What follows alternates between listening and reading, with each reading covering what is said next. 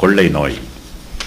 பின்பு கர்த்தர் மோசேயை நோக்கி, நீ பார்வோனிடத்தில் போய் எனக்கு ஆராதனை செய்ய என் ஜனங்களை போகவிடு.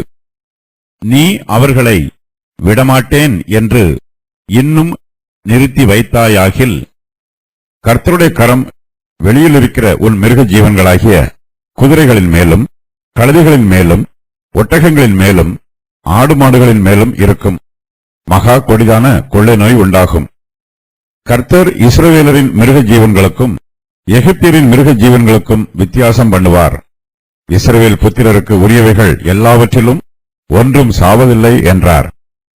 மேலும் நாளைக்கு கர்த்தர் இந்த காரியத்தை தேசத்தில் செய்வார் என்று சொல்லி கர்த்தர் ஒரு காலத்தை குறித்தார் என்றும் எபிரேயருடைய தேவனாகிய கர்த்தர் சொல்லுகிறார் என்றும் அவனிடத்தில் சொல் என்றார்.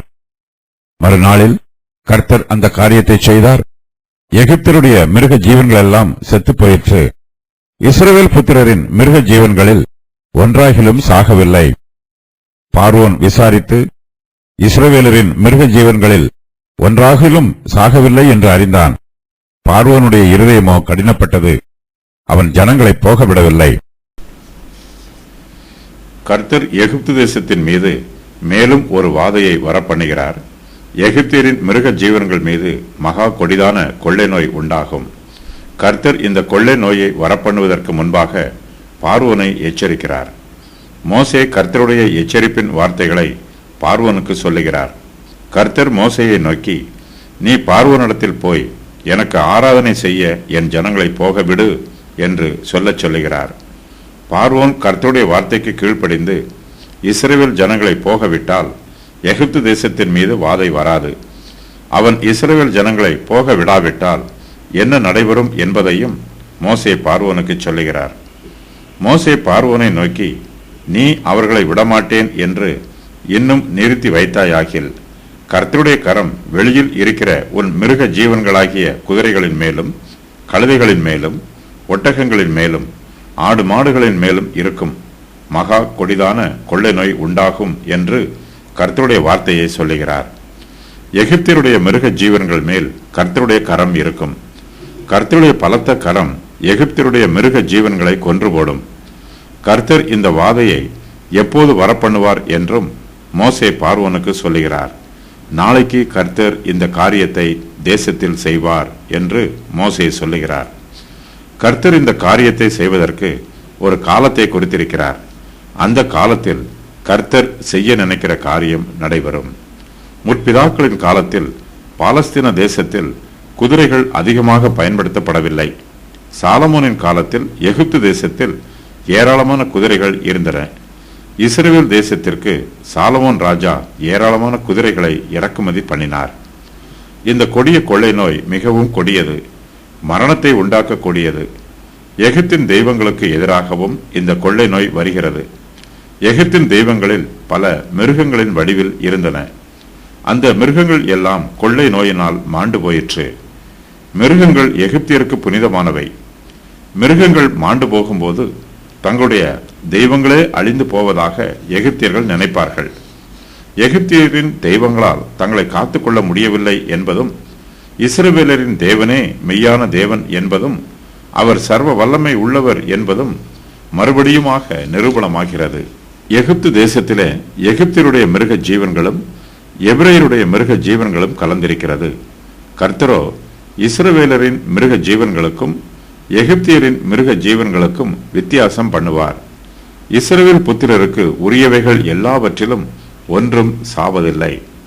கர்த்தர் நாளைக்கு இந்த காரியத்தை செய்ய வேண்டும் என்று ஒரு காலத்தை குறித்திருக்கிறார். நாளைக்கு என்ன நடைபெறும் என்பது நமக்கு தெரியாது. ஆனால் கர்த்தரோ ஒவ்வொரு நாளையும் அறிந்திருக்கிறார். எந்தெந்த நாளில் எந்தெந்த காரியங்களை செய்ய வேண்டும் என்பதை கர்த்தர் ஏற்கனவே தீர்மானம் செய்திருக்கிறார். எபிரேயருடைய தேவனாகிய கர்த்தர் எதை சொல்லுகிறாரோ அதை செய்வார்.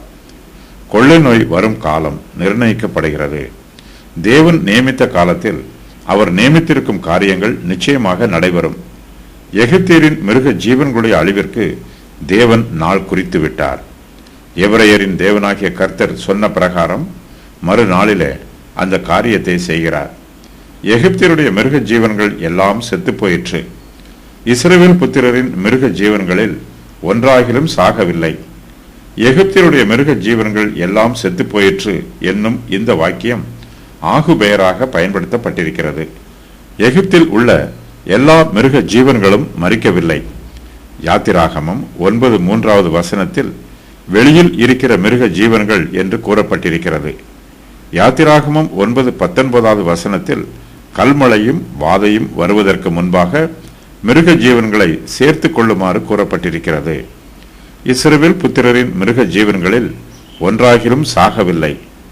தேவன் ஒவ்வொரு இஸ்ரவேலரையும் அவர்களுடைய மிருக ஜீவன்களையும் உடைமைகளையும் பாதுகாக்கிறார்.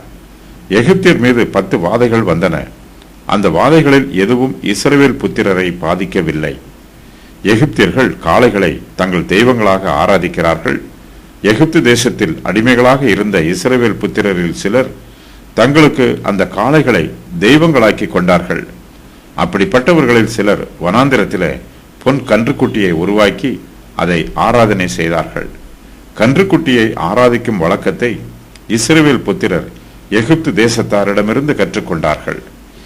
எகிப்தியருக்கு காளைகள் தெய்வங்களாக இருக்கிறது. கர்த்தரோ எகிப்தியருடைய மிருக ஜீவன்கள் மேல் மகா கொடிதான கொள்ளை நோயை வரப்பண்ணுகிறார். அந்த மிருக ஜீவன்கள் எல்லாம் செத்து போயிற்று. தங்களுக்கு எவை தெய்வம் என்று எகிப்தியர்கள் நம்பினார்களோ அந்த மிருக ஜீவன்கள் செத்து போயிற்று.